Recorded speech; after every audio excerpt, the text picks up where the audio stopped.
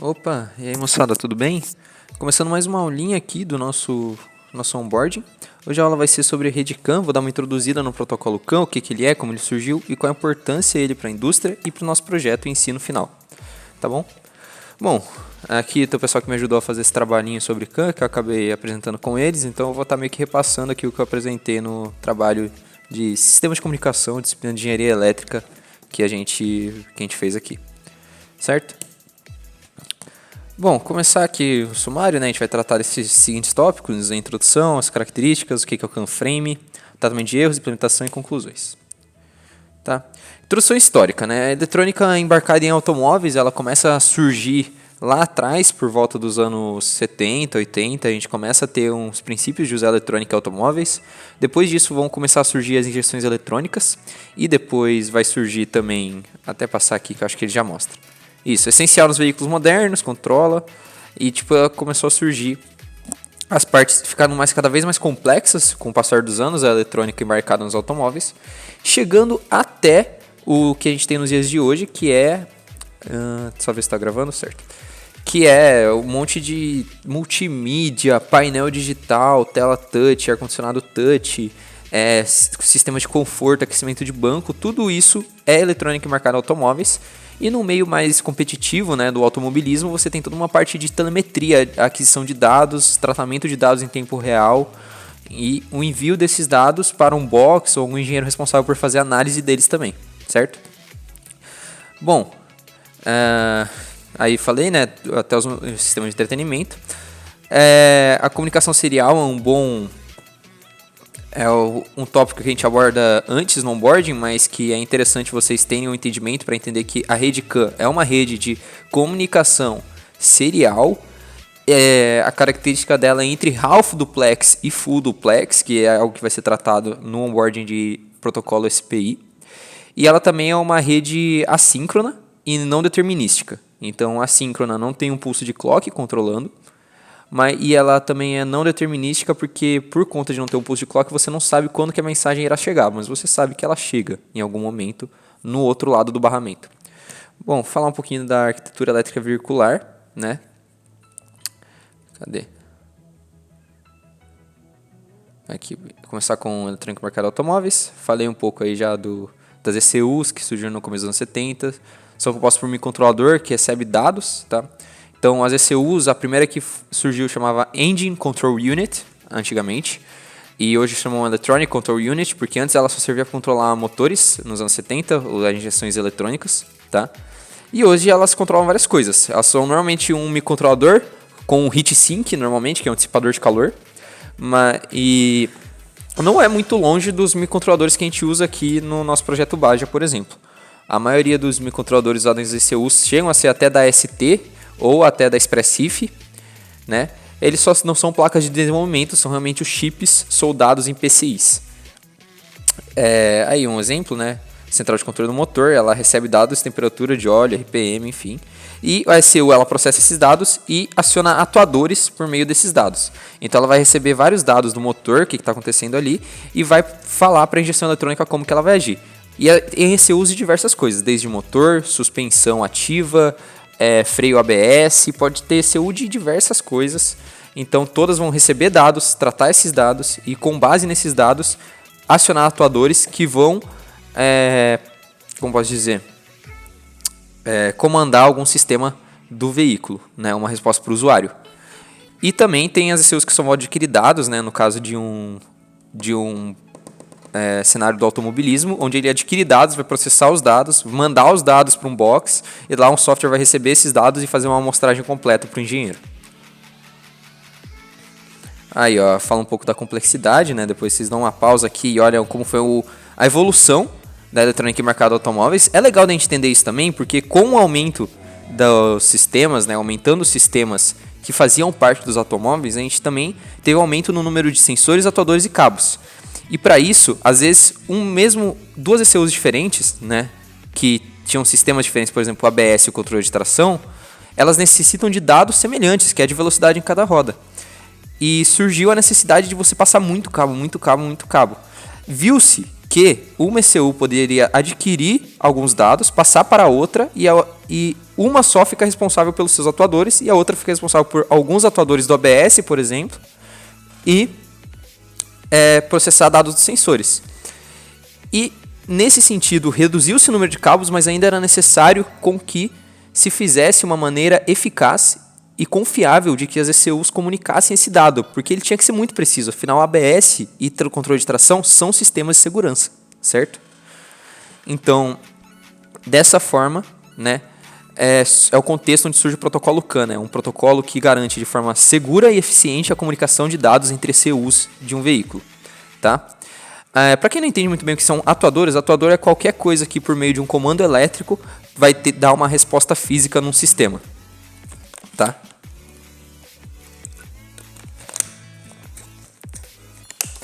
Bom, a arquitetura elétrica veicular, falar um pouco de como ela acontece. Tem dois tipos de arquitetura, a centralizada e a distribuída.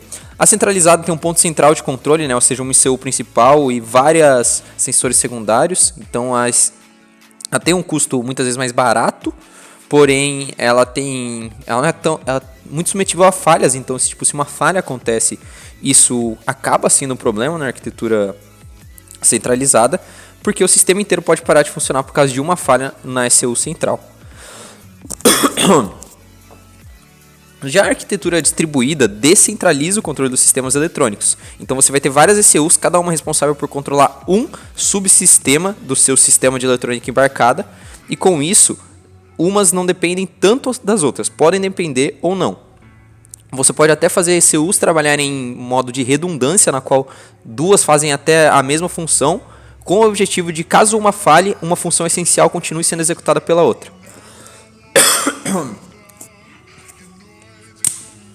Aí falar um pouco das vantagens e desvantagens.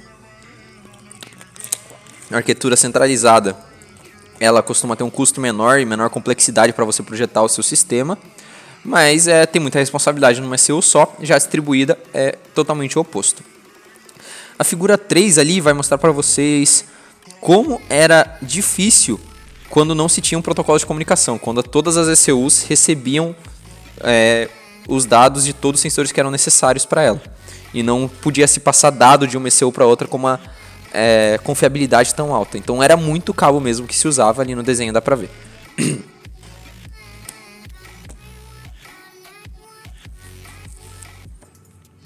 Comunicação serial e paralela, né, que também é um tópico já abordado antes no onboarding. Então o paralelo a gente deixa um pouco de lado aqui, porque não é o caso que acontece com a rede CAN.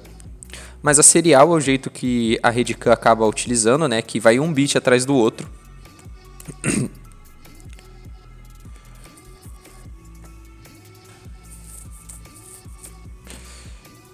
Bom, é só introduzir, né, o que é um protocolo de comunicação, o conjunto de regras, formatos e procedimentos que define como os dispositivos ou sistemas devem trocar a comunicação, né? Então, o CAN, nesse caso, é de fato um protocolo para comunicação em sistemas automotivos. Como eu disse, no contexto de se ter um método confiável para várias ECUs se comunicarem, a Bosch, na década de 80, começa a desenvolver a primeira versão do CAN e termina em 86. Ela é apresentada num congresso da SAI e poucos anos depois já é lançada a primeira versão. E o primeiro automóvel, mal não engano, que utilizou de uma rede CAN nele foi a Mercedes-Benz. Mas hoje a rede CAN ela já é usada como padrão em diversos automóveis e se tornou um padrão da indústria automotiva. Aqui, ó, projetado para lidar com condições de robustez, né? Ao longo dos anos evoluiu e se tornou um padrão internacional. Então aqui vocês também podem ver a linha do tempo da rede CAN, nessa figura 6. O CAN 2.0 utilizado até hoje foi lançado lá em 91. As normas também são bem antigas. E desde 2012 a gente já tem o CAN FD, que é uma evolução do CAN, que tem a taxa de transmissão de dados flexível. Ou seja, em alguns momentos você pode transmitir o dado com uma velocidade maior, em outros com velocidade menor. Isso pode ser explicado depois, mas não é nada muito complexo. Mas não é o que a gente vai estar usando dentro da equipe aqui. A gente vai tratar do CAN 2.0. Características da rede CAN. Como funciona o barramento da rede CAN, né? Isso aí é um desenho. Desculpa aí, moçada. Um desenho do barramento da rede CAN.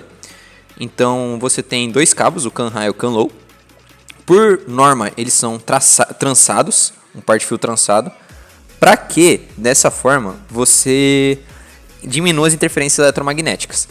E para diminuir ainda mais a influência da capacitância entre os fios, você tem que ter sempre, nos dois pontos mais afastados do barramento, um resistor de terminação com valor de 120 ohms, que é esses RT que estão aí desenhados.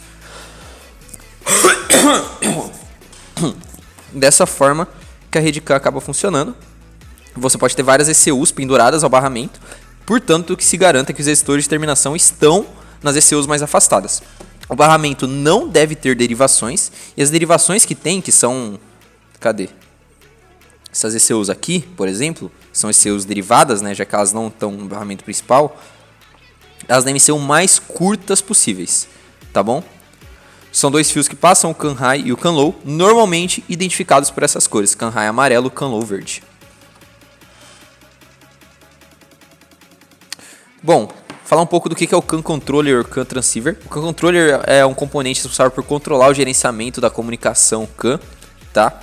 Ele é um chip, circuito integrado, que ele vai lidar com o processo de arbitragem de mensagens, lidar com a rede CAN em si, com tipo, as mensagens que vão ser enviadas antes do microcontrolador, as que vão ser lidas pelo microcontrolador, as que não vão ser lidas, e ele fica mais para dentro, né? Então aqui, ó, aqui tem um desenho, né? O microcontrolador, depois vem o controller e na interface mais externa o transceiver.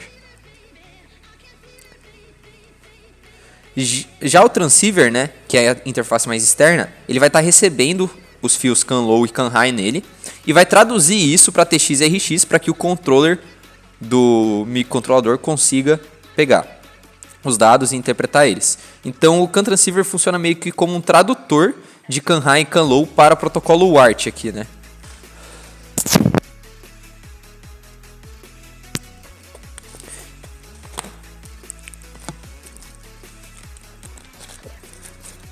Bom, o CAN, ele tem duas variações, né? Ele tem o CAN normal e o CAN estendido. O estendido não é porque você pode transmitir mais dados, mas sim porque você pode ter mais mensagens circulando no barramento e, consequentemente, mais dispositivos. Mas, por padrão, né, se adota que não se ligar mais de 2032 dispositivos, o que é muito já. Mas já não se liga mais do que 110, porque já começa a ter interferências, você começa a ter problemas, tá bom? E isso é uma realidade nos carros. Tem carros que podem usar até 200 ECUs e daí eles só acabam tendo mais de duas redes CAN funcionando ao mesmo tempo. Falar um pouco da velocidade. Como ele é desenvolvido para veículos, normalmente não estão em pontos muito distantes as ECUs que estão se comunicando. Então ele realmente funciona melhor nas curtas distâncias, esse protocolo, tanto que em distâncias maiores a velocidade de transmissão é bem menor do que em curtas distâncias. Mas no contexto do chicote de um carro, não costuma ser mais de 25 metros de distância entre dois pontos do barramento.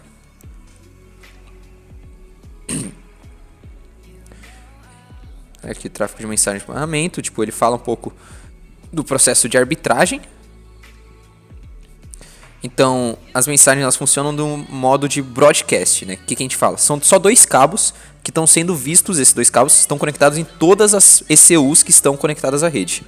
Dessa forma, uma ECU que quer mandar uma mensagem para a rede, ela manda para todo mundo. Todo mundo que está na rede pode ler. Isso é possível, primeiramente, porque não precisa de uma segurança muito alta, né? Já que é uma rede privada, né? Uma rede que fica só dentro do carro e quem tem acesso é só os dispositivos que estão no veículo. Então ela funciona nesse sistema de broadcast, não de peer-to-peer, como podem funcionar outras redes. Então, uma ECU que quer mandar uma mensagem, ela manda para o barramento inteiro, e o barramento inteiro, se quiser, pode ler a mensagem que essa ECU está mandando. Bom, como que é feita a transmissão de mensagens, né? Tem essa conotação engraçada de bits recessivos e dominantes. O bit recessivo é quando a diferença de potencial entre CAN high e CAN low é 0, e o bit recessivo é o 1. Já o bit dominante, que é o 0, é quando a diferença de potencial entre CAN high e CAN low é 2 volts. Então esse gráfico consegue ver bem, né? Só se lembrar sempre que o recessivo é o 1 e o dominante é 0. Por que eles têm essa conotação? Porque sempre que houver um bit dominante, ele vai se sobrepor ao bit recessivo. Vocês já vão entender isso. Buzz Idle, né, é um conceito muito interessante que a RedCam usa, que é o silêncio na rede. Então, quando você tem muitos dados sendo enviados para a rede, acaba uma mensagem, alguém enviou uma mensagem, acabou de enviar essa mensagem, certo? No que essa mensagem acaba, os dispositivos que estão na rede, antes de tentar enviar uma mensagem de novo, eles vão esperar que eles percebam que a rede está em silêncio. O silêncio é o Buzz Idle. Então, quando um dispositivo conectado à rede vê que tem 11 bits recessivos seguidos, que seria o bit 1, ele fala, ok, a rede está em silêncio, eu posso enviar uma mensagem agora. Um pequeno paralelo com o modelo OSI aqui, essa parte é interessante dar uma lida depois, né? A RedCam ela lida mais com essa camada de data link física, que pode ser vista pelo controller transceiver. Bom, o processo de arbitragem é um dos destaques da RedCam, é uma parte essencial de como ele funciona. Que como funciona? As mensagens elas possuem IDs de até 11 bits, ou 29 bits no CAN estendido. Mas até 11 bits você pode ter até 2048 mensagens. As mensagens que têm o menor valor binário no seu ID, ou seja, o ID dela é 000, 11 zeros, vão ser as que têm maior prioridade. Por quê? Porque o 0 é o bit dominante. Ou seja, o que acontece? Quando tem aquele processo de Buzz Idle, né, o silêncio na rede, começa um processo de arbitragem. O que é esse processo de arbitragem? Todas as ECUs tentam falar o ID da sua mensagem ao mesmo tempo. Elas começam a falar ao mesmo tempo.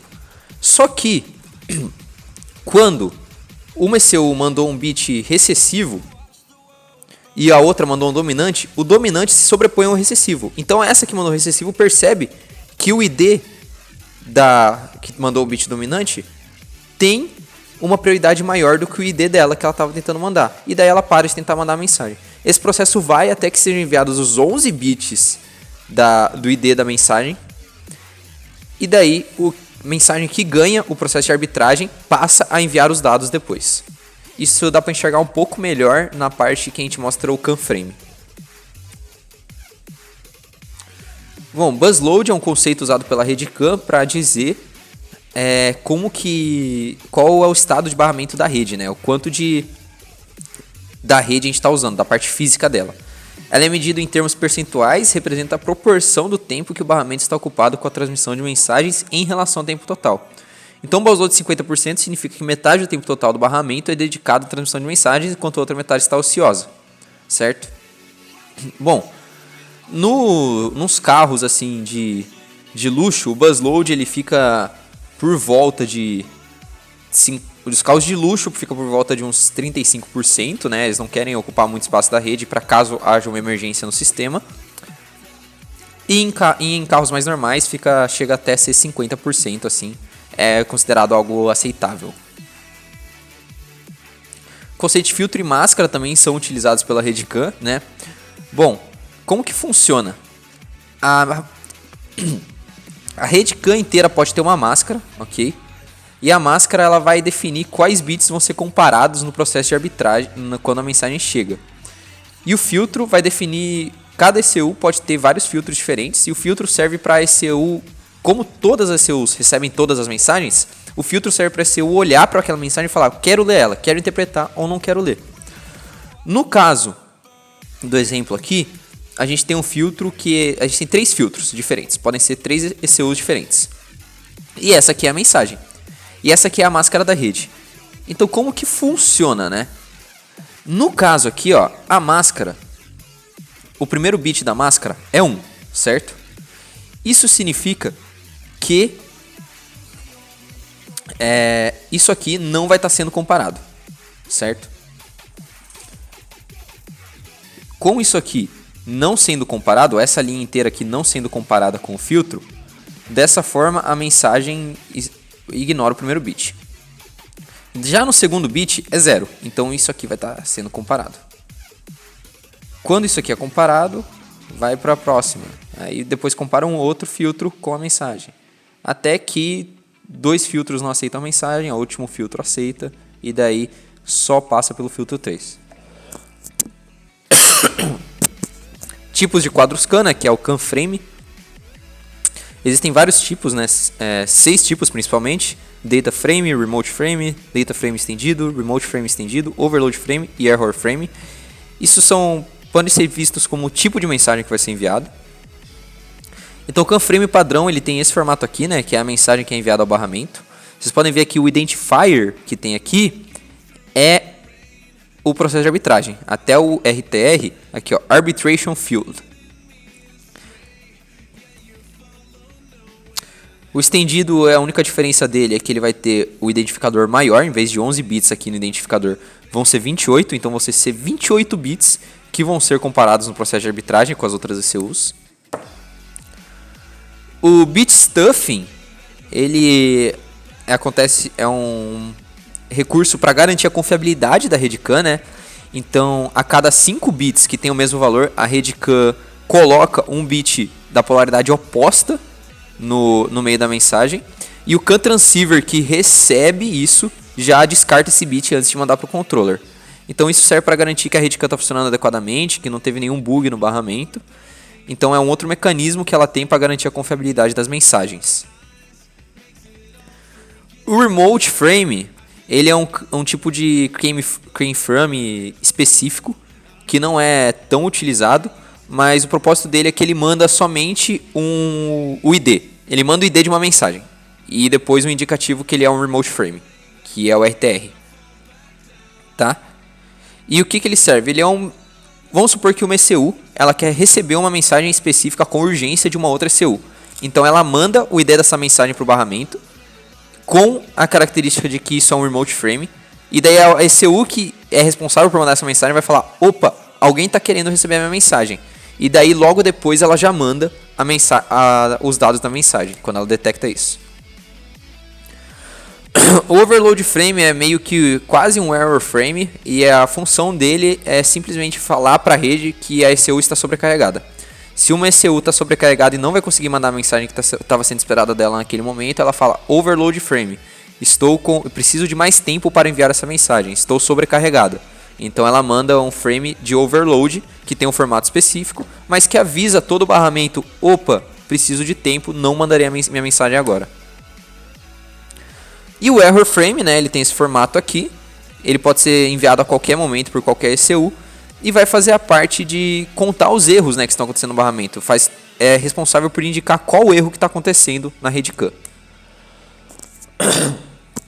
Então a rede CAN possui mecanismos embutidos para detectar e lidar com os erros que podem ocorrer durante a transmissão de dados, e não são poucos. Alguns desses que a gente já citou são o bit stuffing e o error frame, por exemplo. Tem também o acknowledgement, que quando uma ECU envia uma mensagem, as outras ECUs, em dado momento daquele CAN frame, vão mandar um bit dominante. Alguma delas tem que mandar algum bit dominante para a ECU que enviou a mensagem receber e falar: ó, legal, alguém recebeu a minha mensagem. Senão ela vai falar: opa, teve erro, mandei uma mensagem que ninguém recebeu. E o CRC, que é muito conhecido aí nos protocolos de comunicação, que nada mais é do que uma conta feita com base num polinômio que compara os dados da mensagem enviados com os dados da mensagem recebidos. Então, o mecanismo que está enviando a mensagem vai mandar todos os dados da mensagem e depois um CRC. Esse CRC é calculado com base nos dados anteriores, certo? O dispositivo que recebeu a mensagem vai receber tanto os dados quanto o CRC calculado pelo transmissor. E aí ele vai calcular o próprio CRC com base no que foi recebido e vai comparar o CRC que ele calculou com o que o transmissor enviou. Se forem iguais, não teve erro de comunicação. Se não for igual, provavelmente alguma coisa na parte de dados da sua mensagem foi comprometida. Outros recursos para tratar erro é o TEC, Transmitter Error Counter, e o REC, Receiver Error Counter, que é responsável por fazer a contagem de erros. São contadores simples que cada ECU tem. Os tipos de erros são o bit error, o stuff error, o form error, o ACK error e o CRC error, tá? Então o bit error é, por exemplo, se eu mando um bit dominante e o barramento continua em estado recessivo, tem algo errado porque eu mandei um dominante. O stuff error é que não tem aquele stuff bit. O form error é erro de forma, o quadro frame não está na forma que ele era para estar. O ACK é Acknowledgement, eu enviei uma mensagem e ninguém recebeu, e o CRC é aquele cálculo do CRC que eu falei antes. Confinamento de erro, né? Aí que entra o TEC e o REC. Como que funciona? Deixa eu ver se tem a figura aqui. Essa figura é legal. Bom, os dispositivos naturalmente estão em modo de erro ativo. Então o que vai acontecer? Sofreu um erro no dispositivo. Ele vai mandar aquele error bit com algum dos 5 formatos que eu falei antes, dos 5 tipos de erro, falando aconteceu tal erro para o barramento.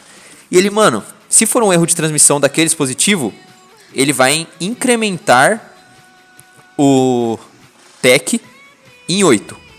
Mas se for um erro de recepção daquele dispositivo, ele vai incrementar o REC dele em 1, certo? E ele vai incrementando conforme vai acontecendo o erro, Se algum dos dois for maior que 127, o dispositivo entra em erro passivo. O que isso acontece? Ele continua contando os erros para ele, mas ele para de avisar o barramento inteiro que está acontecendo um erro. Ele para de mandar aquele bit de erro falando qual erro que está acontecendo com ele. Por quê? Porque daí ele libera o barramento para continuar mandando outras mensagens e não aumenta o busload com um monte de bit de erro. Ele libera o barramento, mas ele continua falando, ó, tô com erro para ele mesmo dessa vez. Ele para de falar para todo mundo. Se o TEC, né, se o TEC chega a 255, né, que é o Transmitter Error Counter, se ele tem muito erro de transmissão, então o dispositivo entra em modo de buzz off, ele se desliga da rede, ele reseta, né, espera 128 intervalos de silêncio na rede, de buzz idle, para tentar voltar a transmitir dados, ok? E o decremento desses contadores, como que funciona? Eles só zeram? Não. Sempre que tem uma transmissão, uma recepção de mensagem bem recebida, eles diminuem em 1. Então vocês podem ver que a RedCam, ela pune muito mais as ECUs que estão transmitindo erros de maneira errada do que as ECUs que estão recebendo mensagem de maneira errada. Porque ela entende que as ECUs que estão mandando mensagem da maneira errada são mais prejudiciais ao barramento do que as que estão recebendo da maneira errada. Bom, existem algumas normas para a implementação da RedCam, tá? Elas foram desenvolvidas ao longo dos anos, né? Mas não necessariamente você precisa usar elas. Aliás, muitas delas não são usadas no mercado e isso é um problema, porque existem diversos... o ID das mensagens pode ser totalmente diferente de um automóvel para outro e para você identificar ela é muito difícil. Existe a matriz de comunicação quando você está fazendo um projeto de RedCam também, que é uma matriz assim como essa aqui está pequena, que vai dizer quantos nós tem na rede, ou ECUs, e quais os IDs das mensagens. E aí você consegue traçar com isso quem vai receber e quem vai estar enviando essa mensagem. Você pode usar isso como base para definir a prioridade das suas mensagens.